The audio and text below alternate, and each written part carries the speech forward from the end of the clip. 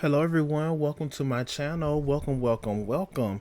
If you're new here, hello, welcome to my If you're new here, hello, welcome. My name is Joshua. If you're not new here, welcome back. Thank you so much for coming back to my channel, my babies. Today, baby, we're going to be watching / I'm going to be reacting to Ray Didn't Get Lucky by Psylogic. No tea, no shade. I want to see what this person is talking about. I want to see what's all the hullabaloo, cause this just popped up. This like popped up on my YouTube feed. And no tea, no shade. I remember saying this a while ago. I remember saying this in maybe one or two videos. I believe this person is going to talk about basically Ray. Like Ray didn't get lucky. Like Ray was a plan. Ray was a plant, something like that. Because I said, ain't no way. I remember saying, Kai, ain't no way you took your ass over to Japan. You met Ray on the street and y'all hit it off just like that. And you invited him to America. Like, yeah. So I believe this person is going to talk about that. And baby, let's go ahead. Ray accident. Oh, June 19th, 2025. So let's go ahead and dive on in. Let's see what this person got to say, baby. Camera. Think of the internet like a street performance. Every day, someone steps up with a mic, a camera. Think of the internet like a street performance. Every Speed hits the Goldie. day, someone steps up with a mic, a camera, a dream, a viral moment, a lucky clip, a spark, and maybe, just maybe, the world pays attention. But most of the time, you're there just long enough to be forgotten. But then came Ray. One day, no one knew who he was. The next, he wasn't just in the spotlight, he was stealing the show. What's up, GQ? I'm Ray. It's 10 since I can live well. And while most creators spend years planning their moment, Ray just stumbled into his. Not with strategy, not with sponsors, not even with a camera of his own. Just a nervous smile, a chance encounter, and a little bit of chaos.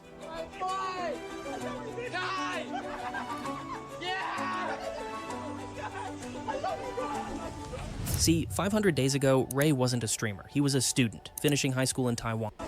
See, 500 days ago... Okay, I'm tired. Okay. Well, okay. Okay.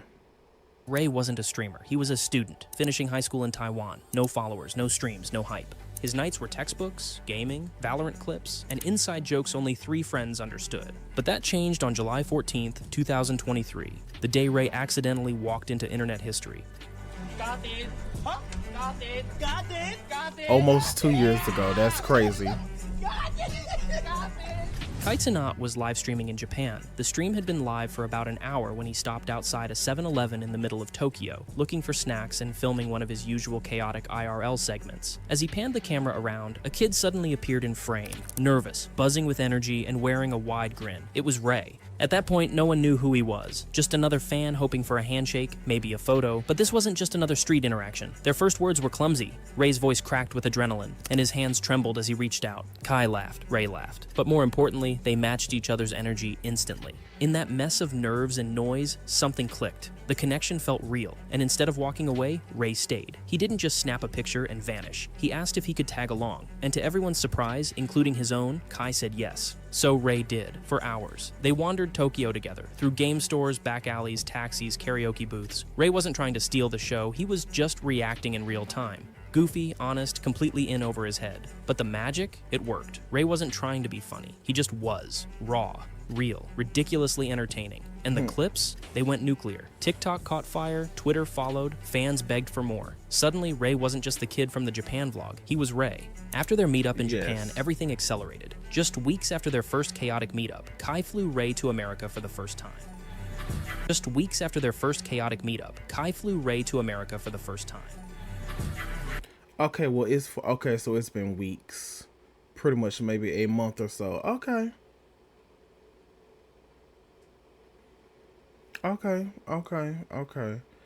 Because they had to talk and they had to get to know each other and whatever.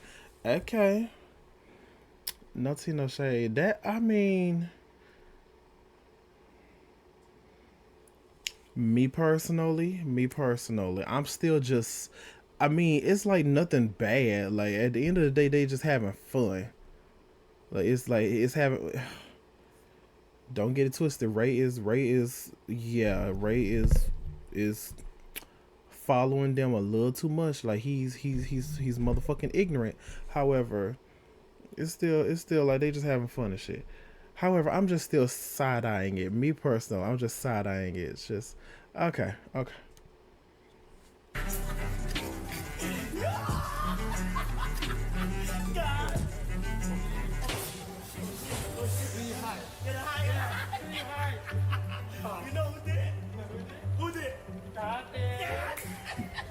It was his first time in the US, and everything felt new. Strange accents, giant portions, and 24/7 cameras. But oddly, it didn't feel like he was out of place. Ray fit right in, like he'd always been part of the crew.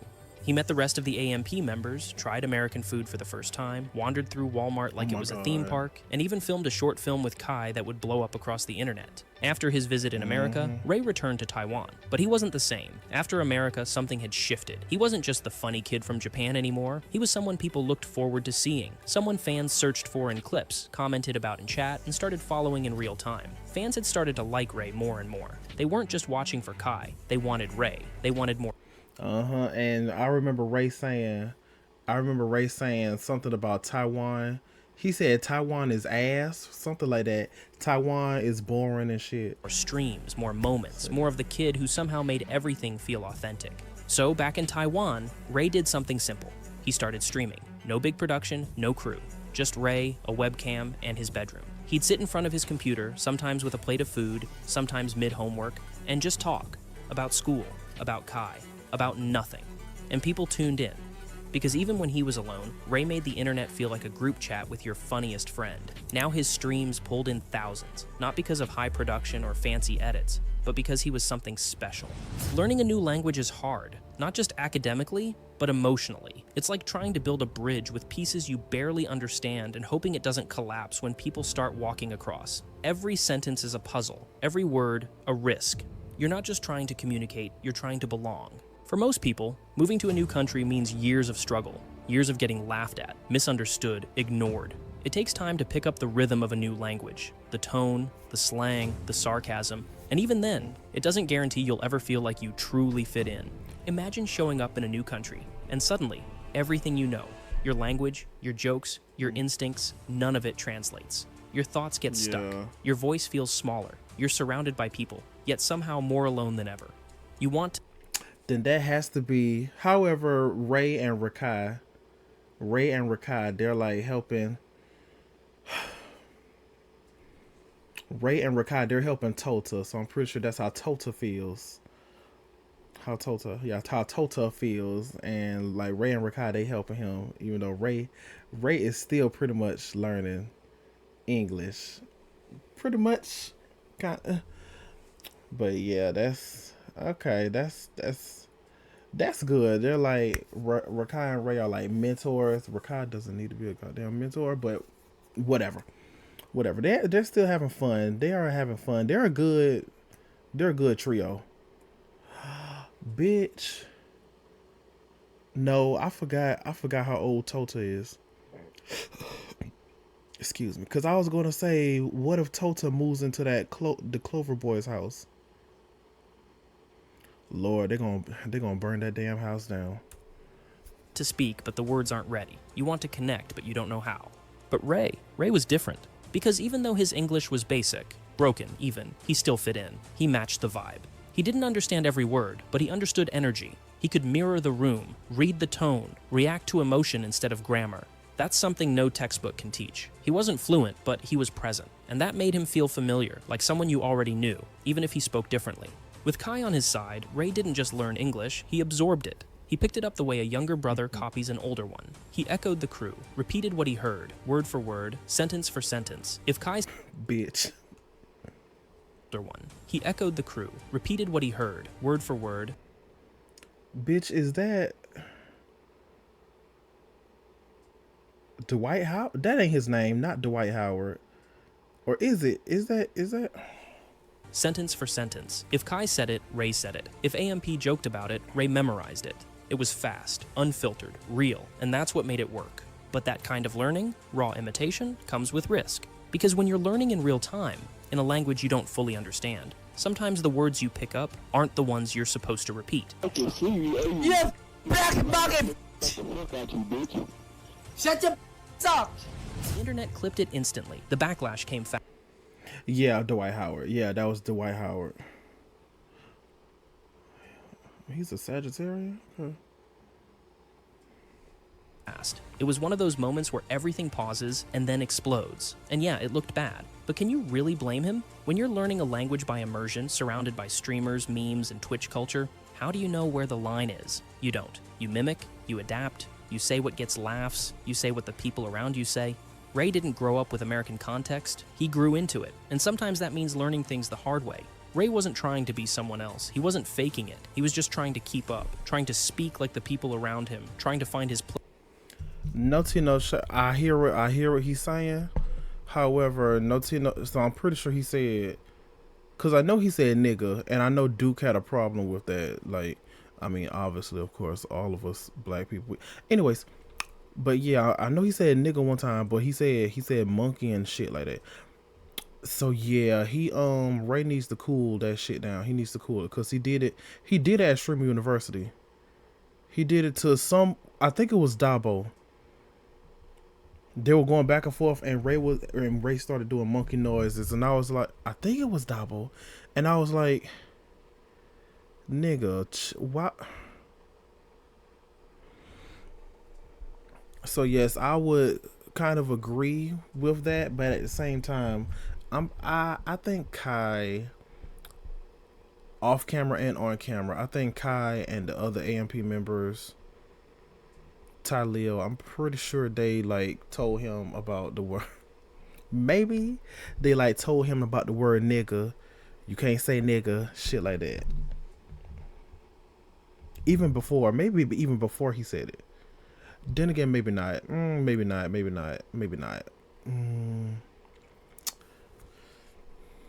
Yeah, maybe not. Place in a world that moved. But again, I don't even watch Kai like that. I don't even watch Kai or Ray like that. I click in and then click out. Me personally. Fast and didn't wait. And as he repeated the phrases, copied the tone, mirrored the humor, something started to happen. He didn't just learn the language, he picked up the rhythm, the slang, the cadence, the jokes, and over time, it changed the way he spoke. It changed the way people saw him. Soon, people started calling him Raekwon. At first, it was a joke, something said on stream to get a laugh. But like most jokes, it carried a bit of truth. Because this kid from Taiwan, the one who barely spoke English when he showed up, wasn't just participating anymore. He was blending in, effortlessly, naturally. He didn't just understand the words, he understood the vibe. And that was blending in, effortlessly, naturally. He didn't just understand the words, he understood the vibe. And that made all the difference. When people become famous, it always comes with a price. And for Ray, it was no different. From the outside, it might have looked easy. One day he was a student in Taiwan, the next he was streaming in America, flying across the world, gaining followers by the thousands. But what people don't see is the weight that comes with that kind of rise. The comments, the assumptions, the quiet resentment. Because no matter how many people loved him, there were still plenty who weren't convinced. People who looked at him and didn't see talent. They saw luck. They said he was just in the right place at the right time, just another random kid who stumbled into someone else's spotlight. The narrative was simple. He's only famous because of Kai. It's no different than sports. Think about your favorite. Okay. Ray didn't get lucky. Okay. Right place, right time, I suppose. However, people are following and tuning into Ray for what reason? So yeah, he has to be funny. He is funny. Like Ray is pretty funny. Again, I'll be clicking in and out. So Ray is pretty funny. And he's entertaining, and I'm pretty sure he be telling stories about. I'm pretty sure he tells like some stories about his country, Taiwan. Yeah, stories about his family and just other stuff, and like how their cultures, how Taiwan has this and America doesn't have this. Taiwan doesn't have this, America has this. Like, so he has to be pretty entertaining, because it's not a. Cause I don't like that. It is, however, because of Kai, but at the same time, Ray is like basically. I think he said something like that in the beginning. Ray didn't fumble. Ray didn't fumble. Ray is streaming and he's killing it. So, shit. Oh, athlete. girl. The icons, the ones who changed the game. Every single one of them had someone behind the scenes. A coach, a mentor, someone who pushed them, challenged them, guided them.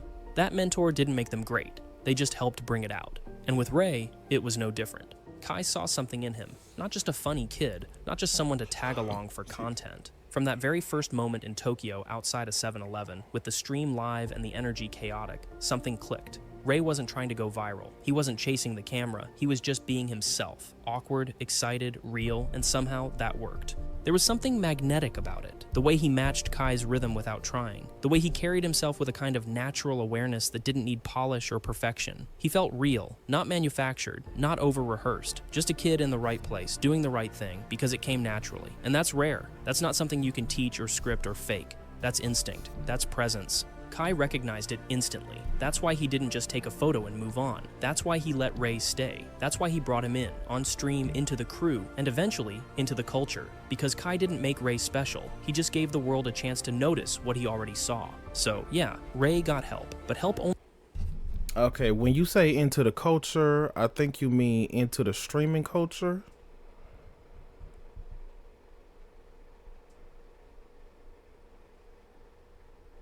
Okay.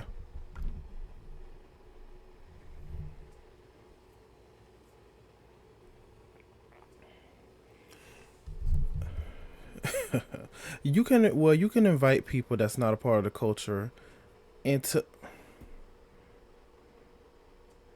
No, Tino. You can, however,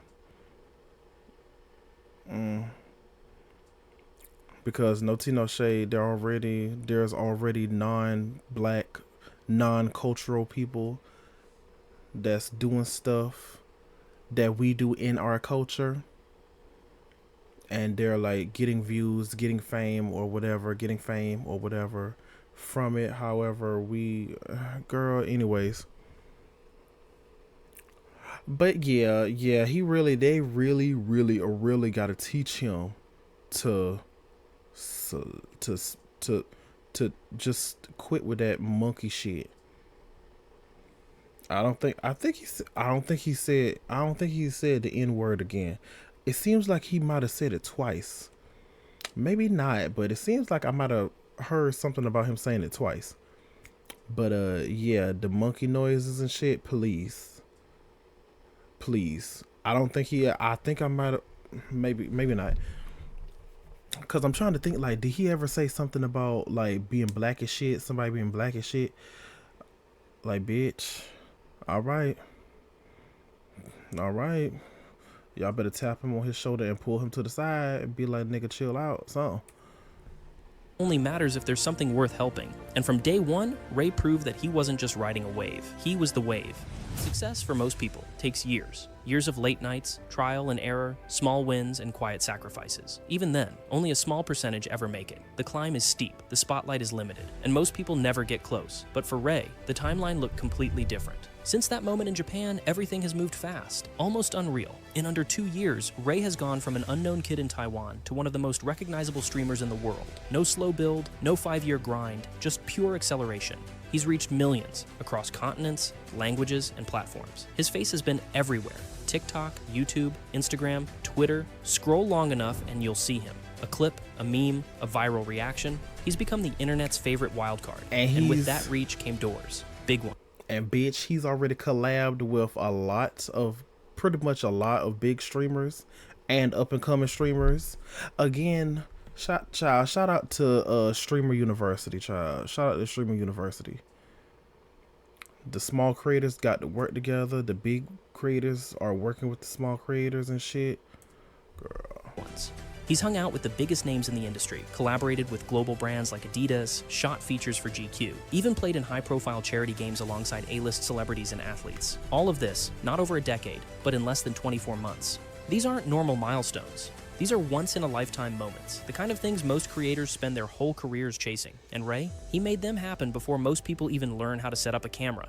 So yeah, maybe you still think he got lucky, but luck doesn't explain all of this, because Ray's got something special, something you can't teach, something you can't fake, and whatever that something is, it's only just getting started.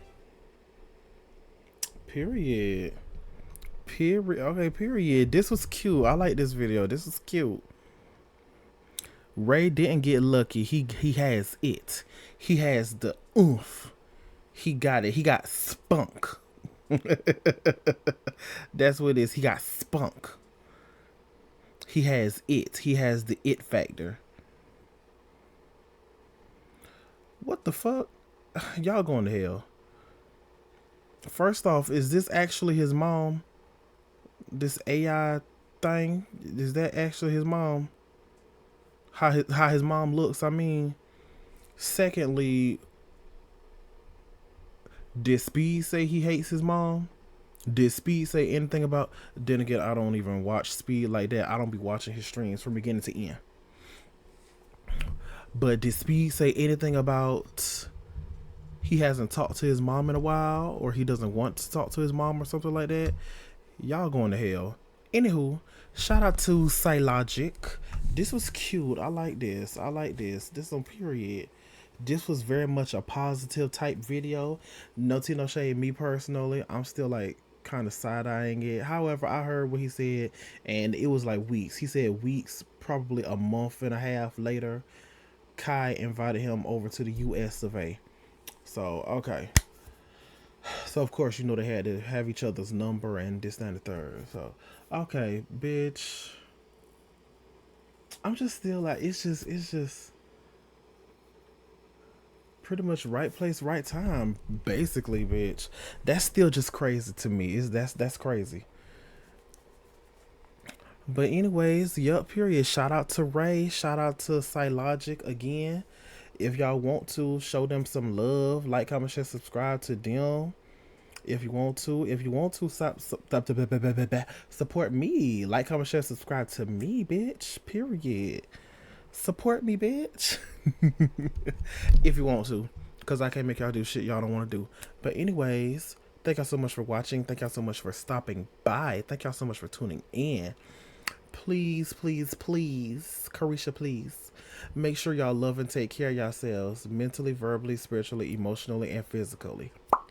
Bye bye. See y'all later.